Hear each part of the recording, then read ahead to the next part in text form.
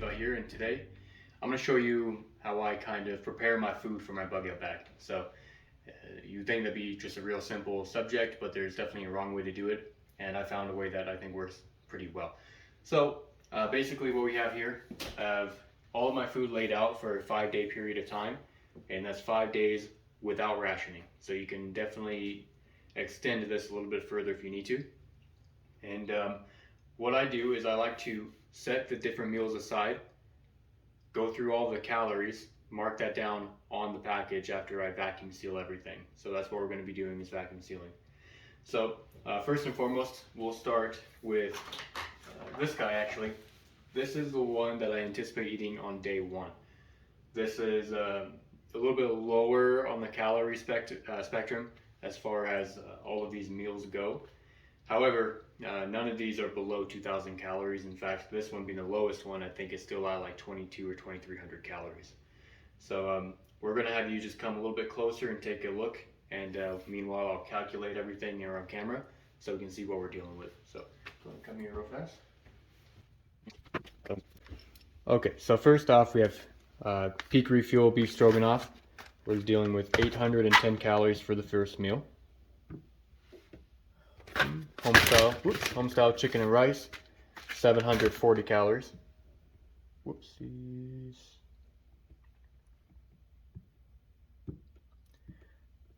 Then breakfast skillet, 680 calories. So we're already at 2,230 calories just from the Peak Refuel.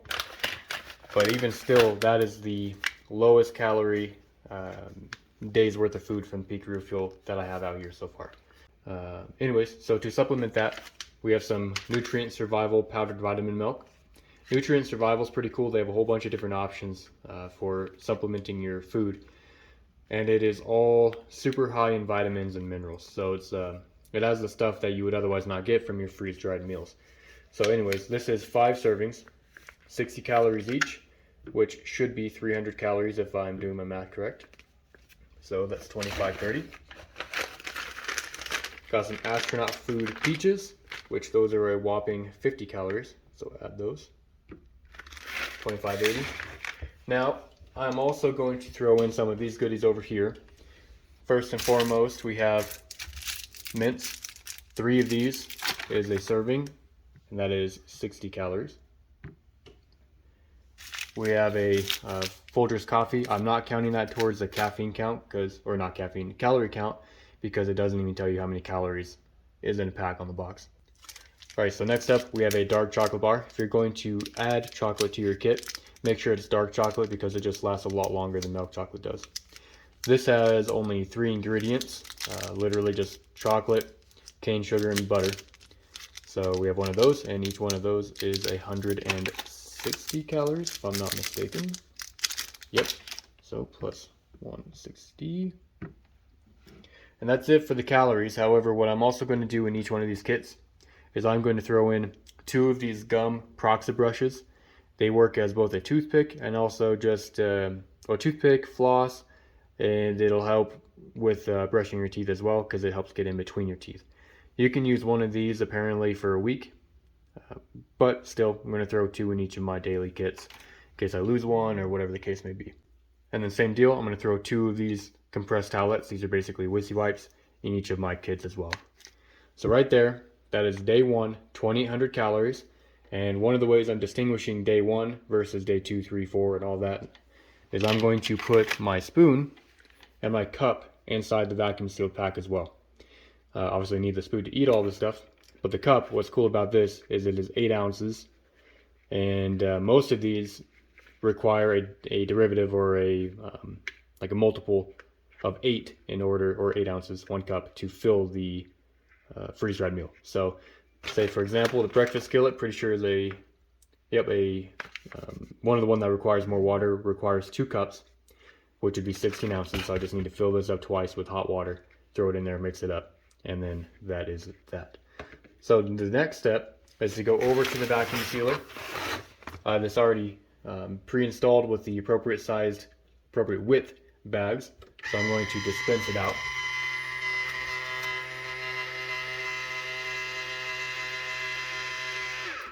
With this vacuum seal, it recommends leaving 4 inches over the top. That way you can get a proper seal. So that is even a little bit too much.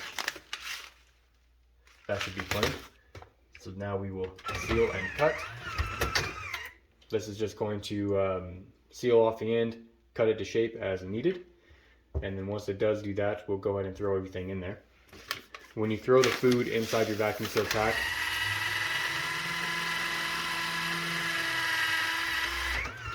there we go. When you throw the food in the vacuum seal pack, you're going to want to make sure you stagger it like so. One facing up, one facing down, the other one facing up.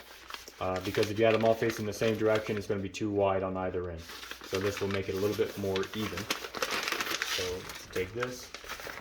Probably going to want to do one at a time. Some brands of these vacuum seal packs are a little bit thinner than others, like Backpacker's Pantry is definitely a thinner one.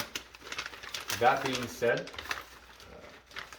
I found that the nutrients and the water amount that's required for the Backpacker's Pantry is not adequate, so I'm not using Backpacker's Pantry anymore. It's also not the best tasting, except for the pad thai. The Backpacker's pad thai is one of the best vacuum seal, or freeze-dried meals rather, that there is. Alright, so here we have the peak refuel in there. I'll grab my 2 whiskey wipes, tuck those in, grab my 2 toothpicks, chuck those in,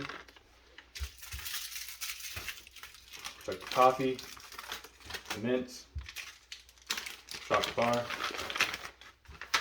milk, and my peaches, all in here. One of the reasons I'm vacuum sealing is because it will help get all the air out of here so it doesn't take up as much space. But also the other real advantage is inside your pack you might have sharp edges or something. Maybe you have a pocket knife in your backpack or an axe or something. This serves as an extra layer of protection, and it's okay if this vacuum seal breaks as long as you have this extra layer. I'd rather this vacuum seal break than the vacuum seal for the actual freeze-dried meal itself. So anyways, let's go ahead and, almost forgot, gotta throw the spoon and cup in there. I know it seems like a lot of stuff, and it is, but it's going to take a lot less space when this is all said and done. So let's make sure we have enough space.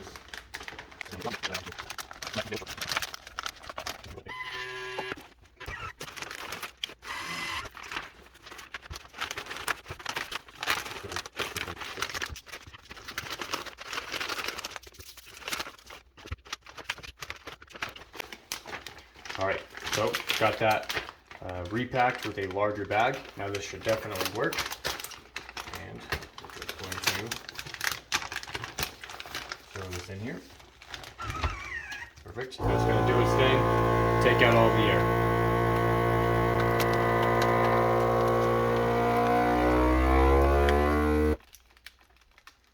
Now it's just finishing the seal. Your neighbors are going to love you for doing this, but hey, we've got to prepare for the apocalypse how we can, so they can suck off.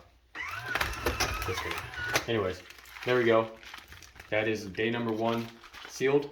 My next step is I will take a Sharpie, and I'm just going to write how many calories is in this 1 day's worth of food. That way I just have a good understanding of how that works, or of what I'm dealing with for that day rather.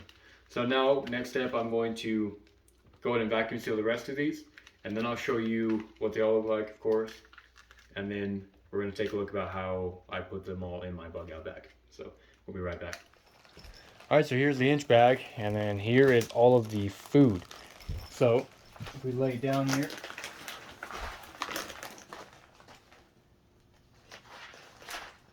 ended up being that the lowest calorie one, this guy here, 2,640 calories.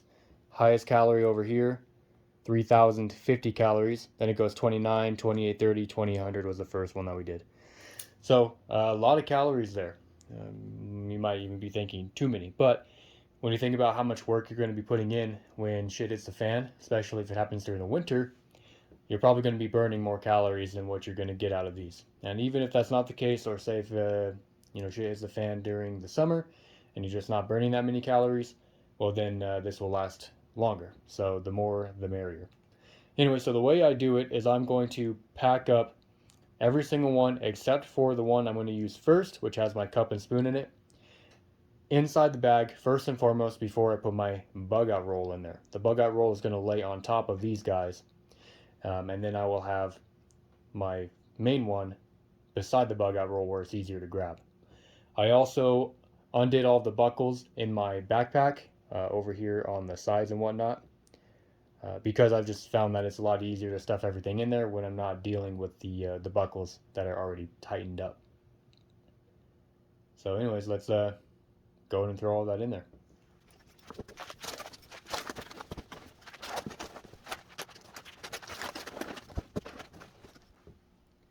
Alright, so we got 4 out of 5 of them in there. Again, just saving the first one for last. Now I'm going to go ahead and throw my bug out roll in the bag.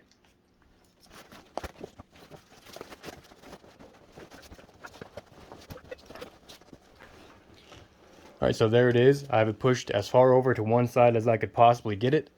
Now I'm going to put my metal canteen, my kettle back in there, followed by my last day's worth of food.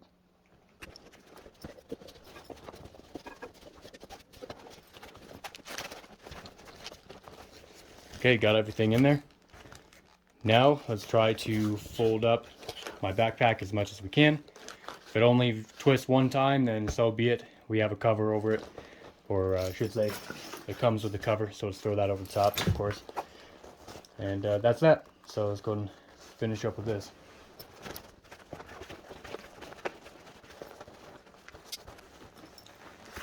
Just like that, I was able to get 2 folds, so that's perfect. That should be just enough to keep most water out. Then we'll throw this over top, and then it should be real watertight.